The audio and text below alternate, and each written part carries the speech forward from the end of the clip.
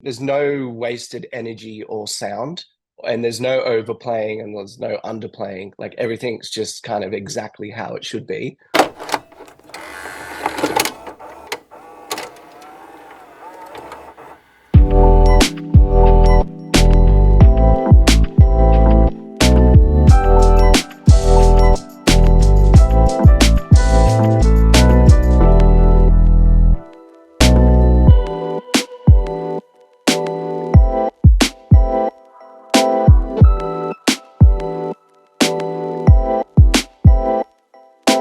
Thanks, James, from coming all the way from England to chat all things drums. Tell us about yourself, please. No problems at all. My name's James. Um, uh, I've been playing drums for since I was 10. So what's that? 24 years, which is pretty full on. Um, Currently, I've been in Lime Cordiale for the last, 14 years since we started the band. And yeah, now just kind of in and out around everywhere playing gigs and festivals. And at the moment, like I relocated to London to be with my lovely fiance because she's English. And there was a bit of discussion about that. So now I live in London. Why the drums, brother? What made you choose the drums? It's actually a bit of a funny story, and I was only reminded of it like a couple of months ago by my parents because I asked the same question because it's been so long and my memory's bad at the best of times. So I asked my mom, and she's apparently this is the folklore. Well, I was in math class in like year three or year four, and had this really hippie maths teacher, and she used to bring in like djembes and congas and stuff to like, one plus one, what is it, like one two, that kind of thing. And apparently I just got selected to be the hitter because I was bad at maths, always have been, still am. So I was like just allocated to be the hitter, and she was like, you've got really good time and rhythm, you should join the like primary school band. So that was it. The next day I literally just like joined the primary school band, and I could have been taking up the drums, keyboards, or guitar, and I just like chose the drums because those other two didn't really interest me as much as the drums. So that's kind of how I started, just in primary school concert band and orchestras, and then I fully got into pretty early on into the jazz kind of side of things, and that's where I just like from probably age 12 till the end of because I went to the conservatorium and did the jazz degree there. So I probably actually like 12 to the end of doing that degree, just completely and like utterly obsessed with like jazz and all things like that. So that's kind of like that's kind of like how it kind of started. Me really being obsessed with the drums is like really diving into the more like technical side of it. Now, and for me, that was like studying jazz and jazz drummers and stuff like that. Bro, sounds like the drums chose you from that djembe story. They had their Yeah, eye on yeah, you, man. yeah, That's yeah. It interesting, was man. yeah. So, brother, tell us why Ludwig. Well, this on the lines of that same story, I would just be because there was no internet back, when we were young. So I used to just go to I grew up in like Newcastle, and I used to just go into the Newcastle drum shop and like just pinch all their free brochures and magazines that they had in there, and then like take them home and just obsessively read the like the drum brochures of like this drum has this 2-ply blah blah blah with a reinforcement ring. I just used to read that. That was my reading for like all of my childhood. It was really, really weird.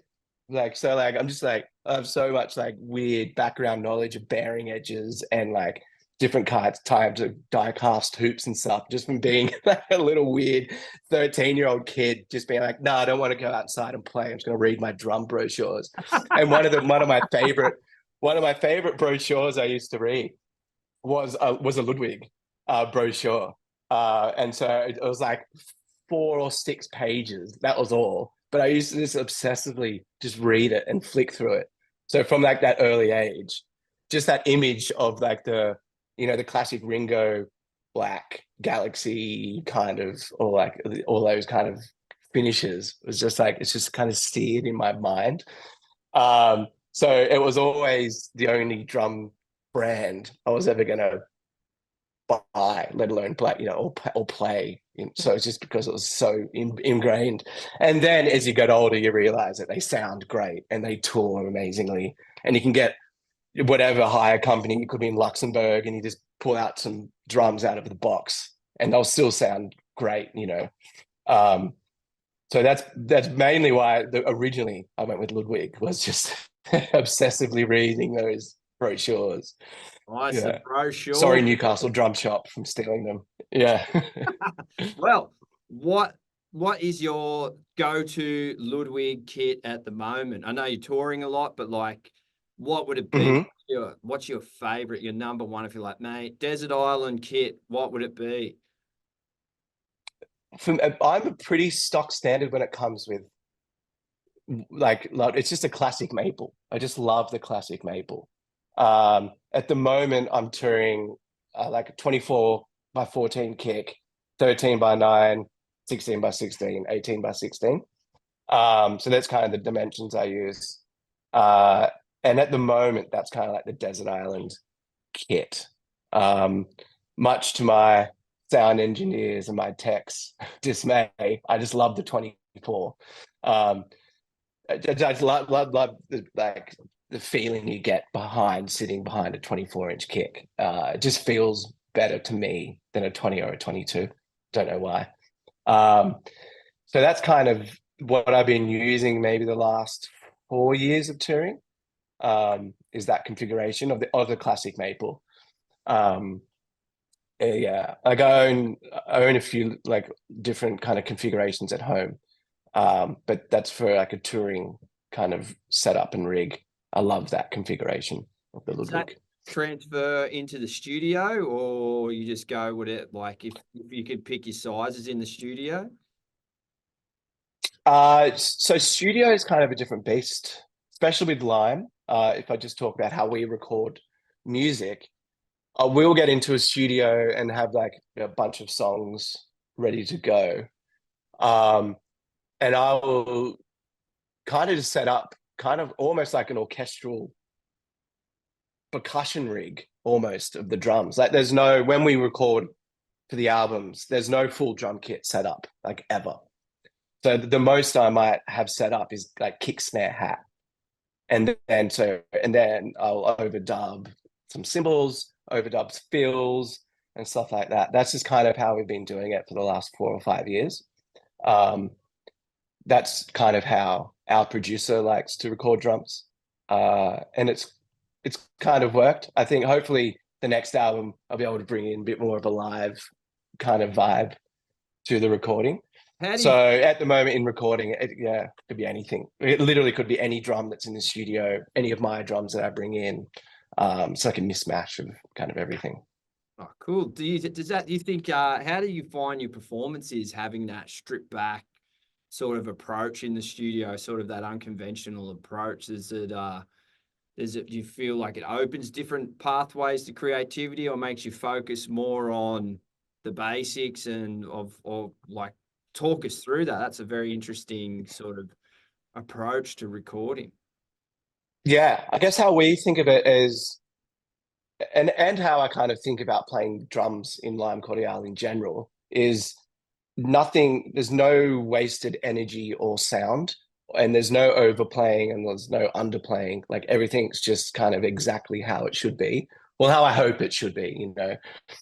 So when it comes to being in the studio, we will spend a long time in pre-production, especially Ollie and Louis, our producer, will spend a lot of time in pre-production knowing exactly what they want. So then when I come in, it's what we want is already like preconceived. So we can be like, oh yeah, this song we'll set up 3 snare drums because in the verse we'll play this snare and the chorus we'll play this snare. And it's just kick, snare, hat, and I'll just change the snares.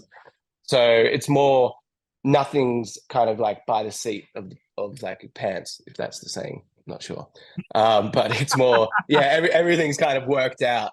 So there's no kind of real improvisational things happening when it's time to record. Everything's kind of worked out, How does that which I kind of like. Yeah. But with you, I'm just backtracking when you're talking about your jazz, like, because jazz is improv. Mm. You find there's Yeah, yeah, yeah. you that's wanting to just be like, shigadoo. Oh, 100%. Yeah, yeah, yeah, all the time. But I think that's kind of like the beautiful thing about the drums, number one, but also just like music. Like you have to play to the situation. You have to play to the room, play to the music, play to the artist. Yeah, I couldn't like I was, like I used back in the early days when I was still at the conservatorium and Lime just started doing gigs. We were playing, like house parties or really small little club shows to 5 people. I definitely would have been overplaying back then, like 100%.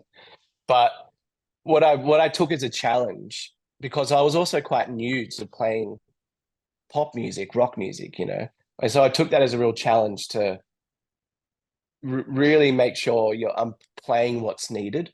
And I took that as the job, playing what's needed and making it as musical as possible without overplaying. And just making, like it's the same thing if I had got a bass player and they just want to be like playing the root note. But if they're like getting all flea all over it and it's like a folk song, it just does it's so I kind of take that approach to it, like play what's right.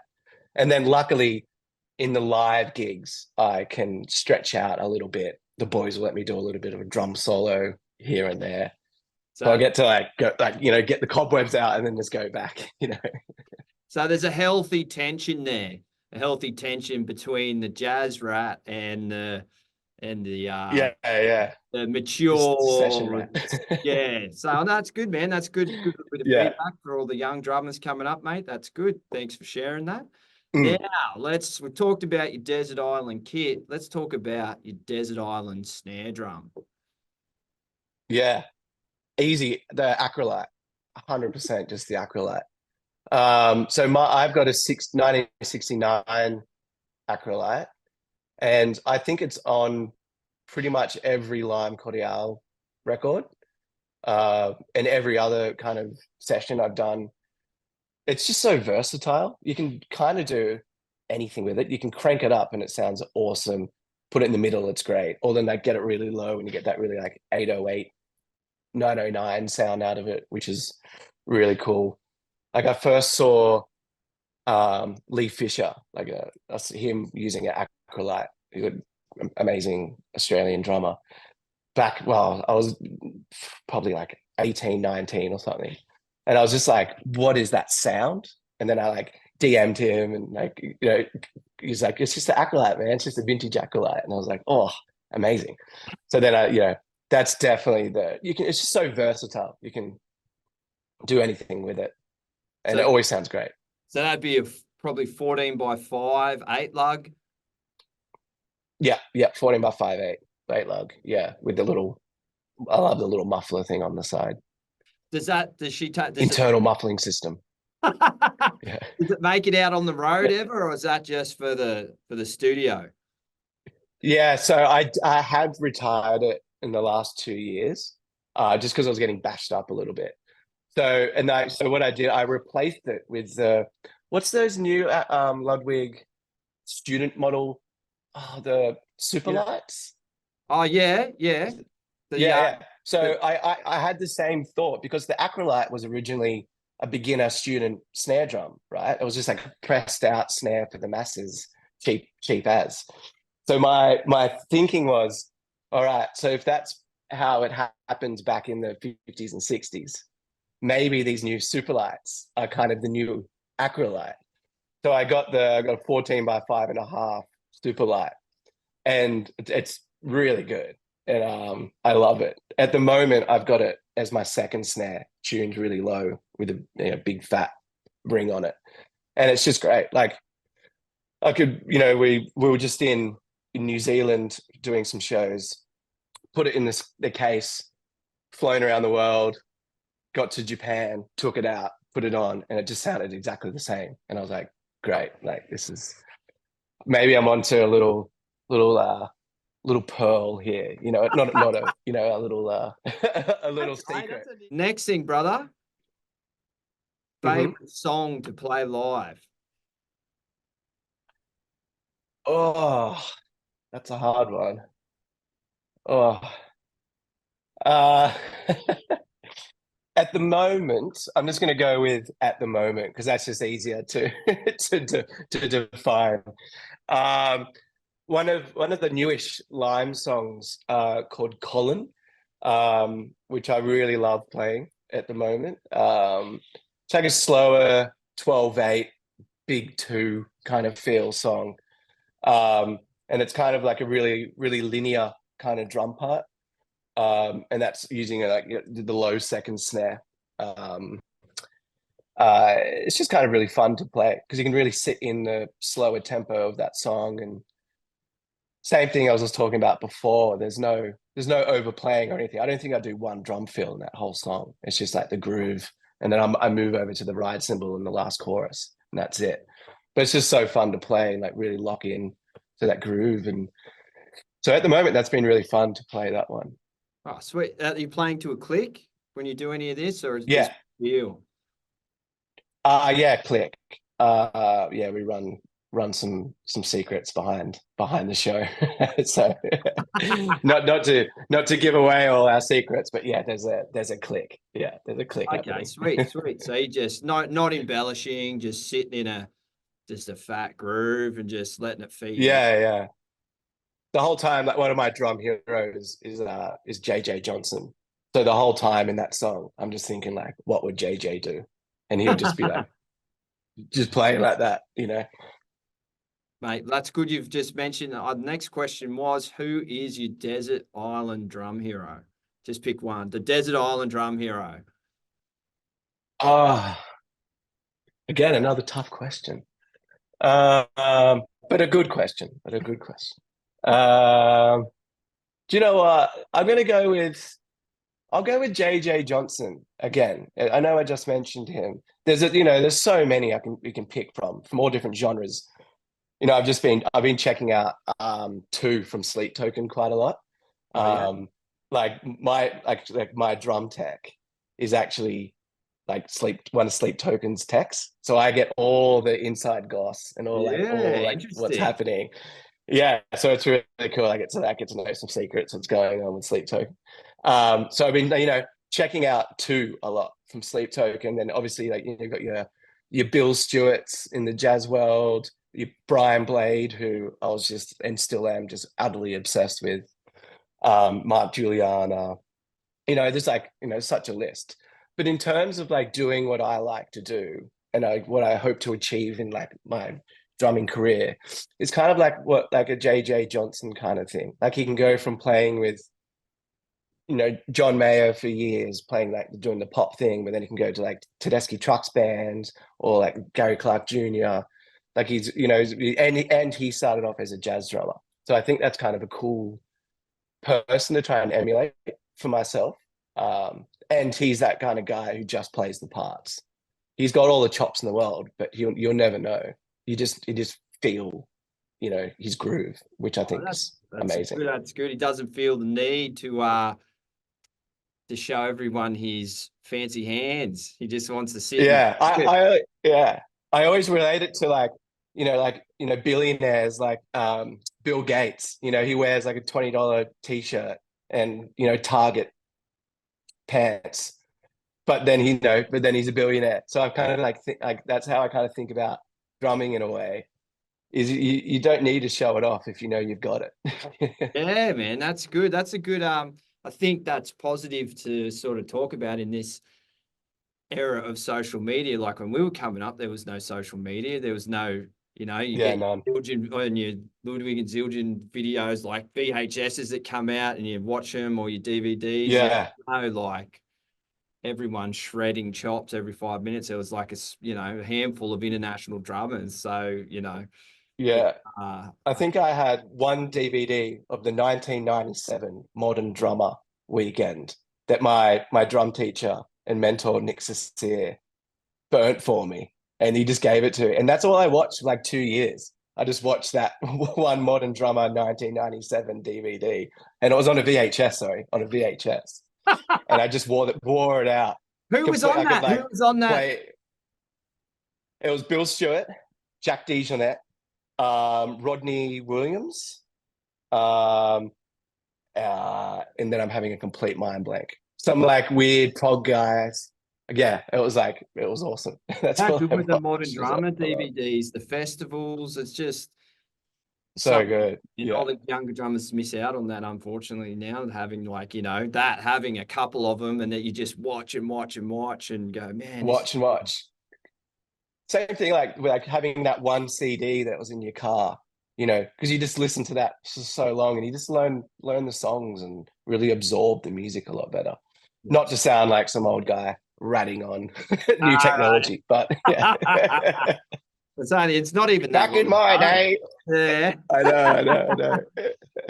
So, mate, next thing, what's next for James Jennings?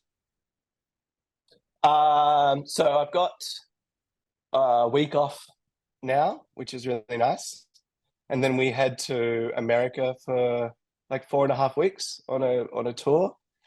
And then we have a bit of a time off in the middle of the year when it's like album release time and all that kind of stuff. And then back half of the year is a Europe and the UK tour for a couple of months, then another American tour, then a big Australian tour. Like we're finally coming back to Australia at some point. And then a bunch of festivals and stuff at the end of the year. So it's pretty mapped out to maybe like end of January at the moment, which is cool. I can kind of plan my life around it, and I'm getting married in June, which will be nice. So I'm able to pinpoint a time to get married, and I made all the band groomsmen. So we can't do any gigs because everyone has to be at the wedding. Mate, very sneaky, but very wise. Yeah. You're thinking, man, Yeah. it's a jazz influence coming through, mate. I like how you operate. Yeah, improvising, always improvising. Yeah, but it's very calculated at the same time. Very nice. Yeah. So, Exactly. mate, big year, mate. Congratulations on Yeah. married. I Thank you hope very it all much. goes well, mate. And it's all we hoped it was. And mate, a big congratulations on the rest of the year. Sounds like you got awesome things happen, man. I wish you all the best. And it's been a pleasure Thanks, talking. mate. Thanks for sharing your wisdom. I'm sure a lot No of problems at all. and even older drummers will get a lot out of that, mate. So that was it was awesome chat, mate. Appreciate you dropping by, and it was a pleasure to meet you. And all the best for the rest of the year. Cheers, Josh. That was great. Thanks, man. Okay, Ludwig Drum Chat signing out.